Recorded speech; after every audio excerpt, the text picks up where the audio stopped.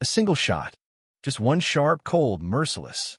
You ever notice how one sound can change the whole world? That's how it was that morning. A day that was supposed to be just another chapter in my predictable, hard-earned life. The sun was barely up, painting the sky this soft pink, the kind of color that makes you think, maybe today will be different, maybe something good will happen. The birds in my rose bushes didn't even get to finish their song. Because just like that bang, everything changed. Yeah, that happened right in one of those neighborhoods where people brag about never needing to lock their doors. And me? I was the woman sprawled out on my own front lawn, blood soaking through a silk shirt I'd bought as a treat after my last promotion. There I was, in a tailored black suit, the kind that used to make me feel powerful now. It just looked like a funeral shroud. You know what I mean? I could feel my pulse pounding, blood leaving me faster than I could hold it in. My hand, trembling, pressed uselessly to my side. I couldn't stop thinking, is this really happening? Every little detail of the morning replayed in my mind.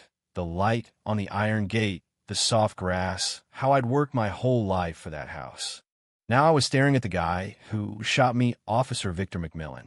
White, mid-40s, looked like he'd been carved from stone and bad decisions, with a face you'd never trust to keep a secret. He stood there, gun still smoking, like he was surprised the world hadn't applauded. For a second, he looked almost satisfied, like hurting me meant something, but there was this weird flicker of doubt in his eyes. Like even he couldn't believe what he'd just done. Freeze! I said freeze. Don't move, you. He was yelling, but I wasn't moving, couldn't move, honestly. All I could do was look up at him, my breath shallow, my mind refusing to process what came next. You might be wondering what could make a cop, someone supposed to protect us, shoot an unarmed woman in broad daylight, right outside her own front door? Let me back up a sec. My name's Lena Hansen. At 40, I'd clawed my way up to become a supervisory special agent with the FBI. I'd spent years putting away people like McMillan men who thought power meant a license to do harm. Not many women, especially black women, make it this far in my line of work. You learn to be sharp, careful, calm under fire.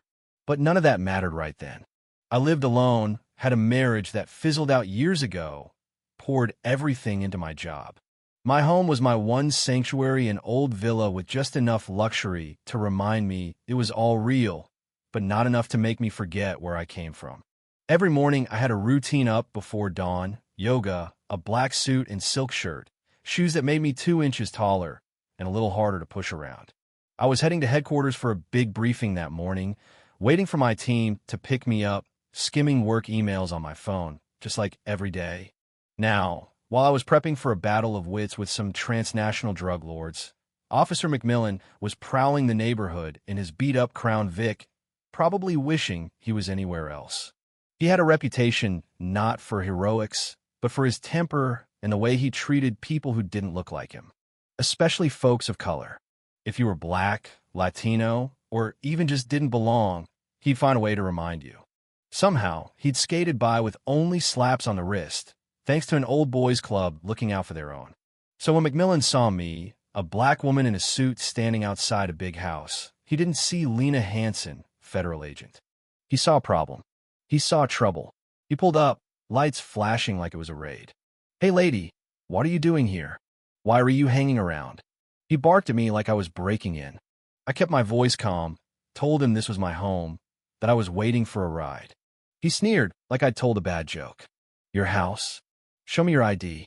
Hurry up." That's when the insults started. How could I afford a house like this? What illegal things had I done? The old, ugly song. I could feel anger rising, but I held it down. "Officer, I'd appreciate you treating me with respect. Have I violated any law?" I said steady as I could. He bristled, like I'd just threatened his whole existence. Then came the shouting, the accusations, the slurs, the wild claim that I looked like a wanted criminal. I could see it in his eyes. My dignity was a threat to him.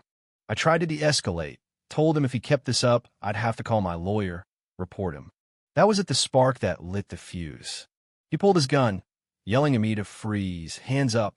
I complied, slow, hands shaking, every cell screaming to run, but I stood my ground. "Officer, please, I'm unarmed. We can sort this out." But when I reached, maybe just a reflex, maybe to call my team, I honestly can't remember he fired. Just like that. The bullet tore through me, and in that split second, everything spun. Then, almost like a movie, the FBI SUV I'd been waiting for screeched up.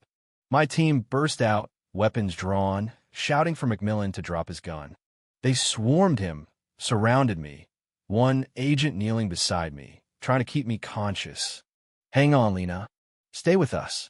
Help is coming." I could hear the sirens, see McMillan standing there, frozen, suddenly realizing who I was. He dropped his gun, stammering nonsense. I didn't mean it, I thought but no one was listening. He was cuffed, shoved to the curb. The scene turned chaos. FBI, paramedics, stunned neighbors peeking out from behind curtains. The morning ruined for everyone.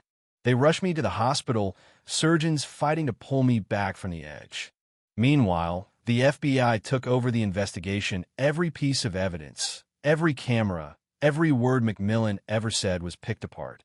His record? A mess of complaints, all ignored. This time, though, there was no cover-up.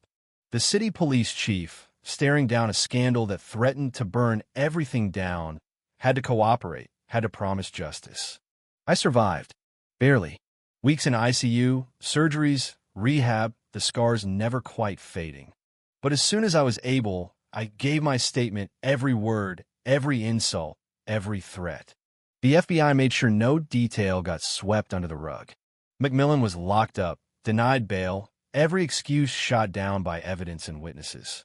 His trial made headlines across the country. Security footage, my testimony from a wheelchair, the whole ugly story out in the open. The jury didn't hesitate. Guilty on every count. Abuse of power, attempted murder, hate crime. He got 28 years. Lost his badge, his pension, everything.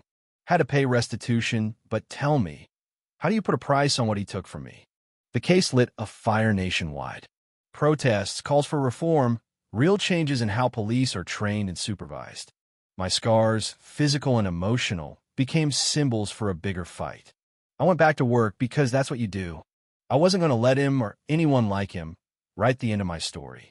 So let me ask you, is 28 years enough? Is $350,000 enough for the pain, the fear, the trust lost? What would you have done if you were me, or him, or the jury? What needs to change so nobody else wakes up thinking today will be just another day, only to have it end in blood and sirens? You tell me, what does justice look like, really, when a life is nearly stolen just because of who you are, where you live, and what you look like?